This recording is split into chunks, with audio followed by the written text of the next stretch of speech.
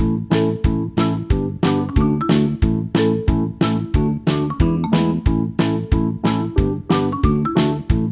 kids. How are you? I hope that you will be fine and happy. Today, we will read this chapter 9 verbs. Okay, let us start now this chapter. Read the following sentences. Number first, Rajat puts the books on the table. रजत ने किस पर table पर book रखी जैसे रजत ने क्या किया action किया मीन एक्टिविटी की okay next Meerut is a big city तो मेरठ कैसा शहर है बिग सिटी है okay next Ashok was a great king तो अशोक कैसा है बींग मीन कैसा है was a great king next Seema has two cars Seema के पास क्या है दो कारें हैं तो यहाँ पर है पोजेसन मतलब उसका अपना कार्य है okay now get definitions a verb denotes an action और बीइंग और possession is called a verb a verb हमेशा एक एक्शन पर बीइंग उस पर कार्य करती है ओके जो वर्ब होती है वो हमेशा जो हमारी एक्टिविटी चल रही होती है उसी के ऊपर डिपेंडेबल होती है that's called a verb okay verbs are sometimes called verb form हमेशा action words और doing words कहते हैं a verb tells us an actions done by the subject of the sentence जिसमें सेंटेंस पर जो कार्य किया जाता है एक्शन किया जाता है उसी को हम एक्शन वर्ड कहते हैं example children are playing in the field तो बच्चे क्या एक्टिविटी कर रहे हैं प्लेइंग कर रहे हैं खेल रहे हैं तो खेलना is a verb next what are the subject is subject क्या करता है he is a rich man वे वाज ए बीइंग तो जो अभी है बीइंग है तो वो क्या है ही वह आदमी रिच कौन है वह तो ही इज कौन हो गया subject next what someone or something possesses or the proceed example Mrs. Sharma had a car 2 years ago Mrs. Sharma ने क्या किया उनकी 2 सालों से उनके पास कार है तो that's called a verb possesses जहाँ पे possesses being और एक्टिविटी होती है ना तो उसी को हम कहते हैं वर्ब नेक्स्ट है what happens to the subject for example the colour fades away colour कैसा हो गया फेड हो गया अवे तो that's a verb next what is done to the subject subject द्वारा जो भी कार्य किया जाता है वो भी वर्ब है एग्जाम्पल है the glass was broken by the child बच्चे द्वारा ग्लास तोड़ दिया गया ब्रोक कर दिया गया that's called a verb next are kinds of verb there are the two main classes of verbs number first main verbs and the auxiliary verbs जिसे हम कहते हैं helping verb number first है main verbs क्या है now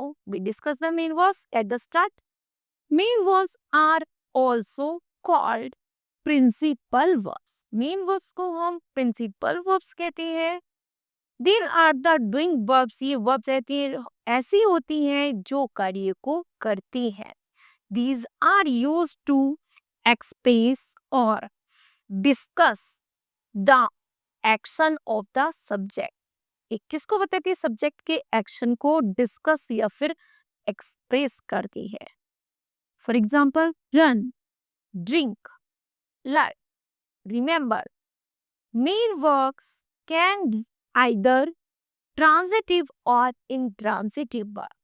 Okay. Number first, transitive verb. A verb that requires an object after it to complete the sentence is called a transitive verb. Transitive verb वह verb होती हैं जो object को complete करने के लिए की जाती हैं उसे हम कहते हैं translative verb. An object is a noun pronoun which is used to complete the sense of transitive verb. For example, he wore a letter. तो उसने क्या किया उसने पत्र को लिखा he wrote a letter. Transitive verb may take to object after them in an indirect object which denotes the person's to who something is given or for whom something is done, and a direct object, which is usually the receiver of the action denoted by the verbs. Okay, example, he gave the books. He gave the book, that's a direct object. And to her, indirect object. तो her indirect है, उसने किताब दी. तो किताब दी, उसने उसने किताब दी, तो बुक हो गया ऑब्जेक्ट, और उसको दी, तो ये हो गया हमारा इनडायरेक्ट ऑब्जेक्ट. ओके, नेक्स्ट है intransitive verbs. A verb that does not require any object. यह किसी object पर require नहीं करता after it to complete the sense. But the verb itself makes a complete sense is called an intransitive verb. For example, he reads daily. तो वह कैसे पढ़ता? He reads. यदि हम बोलेंगे he reads, ये भी अपने आप में complete sense है, वह पढ़ता है. Daily, प्रतिदिन पढ़ता है, तो दोनों तरह से ही क्या है? कंप्लीट है. It's called a intransitive verb. Verbs of the incomplete, prediction और linking verb. Predictions और linking words. Okay. Number first है linking verbs. A verb that connects the subject to additional information in a sentence without referring an action is called a linking verb. Linking verb वह information, वह additional information होती है जिनमें बिना किसी के referring के यूज किया जाता है, मतलब बिना किसी की चेंजिंग के यूज किए जाते हैं. जैसे वो वर्ड होते हैं, उन्हीं को हम लिंकिंग वर्ब कहते हैं. The various form of verb to be such as is, am, are, was, were और the linking verb. For example, they were happy. वे बहुत खुश थे. तो linking verb that's called a complete make sense and not change to another. Okay. Next are points. Most common linking verb is to be. जो most linking verb होते हैं, other common linking verbs are related to the five self. To smell, to hear, to look, to sound, etc. Words which requires, जो शब्द होते हैं like linking verbs to make the meaning complete are called complements. Okay. Next है classes of verbs. Verbs की classes है. Verbs are classified into two classes: strong verbs and the weak verbs. First of all, strong verbs. Verb which from their past tense by changing the vowel in the present form without adding ed, t और d are called strong verbs. Strong verbs वे होती हैं जो past tense में convert की जाती हैं. जैसे fight का fought, fall का fell, sing का sing and the speak का spoke. Okay.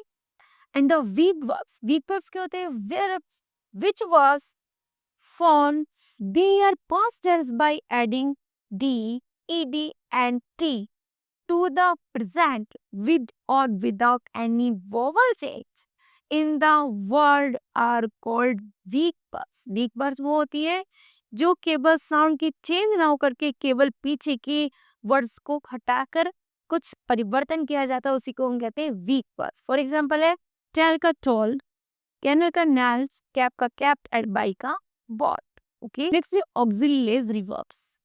And auxiliary verb is a helping verb. Auxiliary verb को हम हेल्पिंग वर्ब कहते हैं. It helps to form the tense. ये हमारा टेंस बनाने में और मूड मेंटेन करने में क्या करते हैं? हेल्प करते हैं. एग्जाम्पल है प्रिया कैन. कैन क्या है? हमारा ऑक्सिलरी वर्ब. स्पीक मराठी. प्रिया कैसे बोल सकती है? मराठी बोल सकती है. तो स्पीक क्या हो गया? हमारा main verb. Auxiliary verb in the English include primary verbs such as be, do, have, which can also function as main verbs. Next, modal auxiliary which express possibility, necessity, permissions, and predictions such as will, can, may, shall, would, could, might, should, and must. Okay. All auxiliary verbs are irregular verbs. That is, they form their past tense form in the irregular way. Okay. The primary verbs be, do, and have many grammatically verbs uses like. Number first, making negative sentence. यदि हम negative sentence बनाते हैं, example है I dust my teeth, तो हम बनाएंगे I did not brush my teeth. Making continuous tense, continue में कैसे बनाएंगे I am brushing my teeth. Making the perfect tense को करेंगे I have brushed my teeth. मैं अपने दांत साफ कर चुका हूँ. Modal auxiliary are used to express models, ideas like possibility, permission, etc. Example है Nitish can read Arabic. Nitish क्या कर सकता है? read Arabic कर सकता है. तो ये क्या उसकी ability है. Next, you can have the cake now. तुम अभी केक ला सकते हो. ये क्या है? परमिशन है. Next, you must bring my notebook tomorrow. ये तुम कल मेरी बुक जरूर लाना. ये क्या है? ऑब्जर्वेशन है. ये क्या है? ऑब्लिगेशंस है, मतलब ऑब्जर्वेशंस है. ओके. नेक्स्ट है you should tied up your room before the guest arrive. ये क्या है? सजेशन है. जब मेहमान चले जाए तब क्या करना? रूम को टाइड अप कर देना. Okay. Then kids, this chapter will be completed. I hope that you understood well. Thank you. Have a nice day.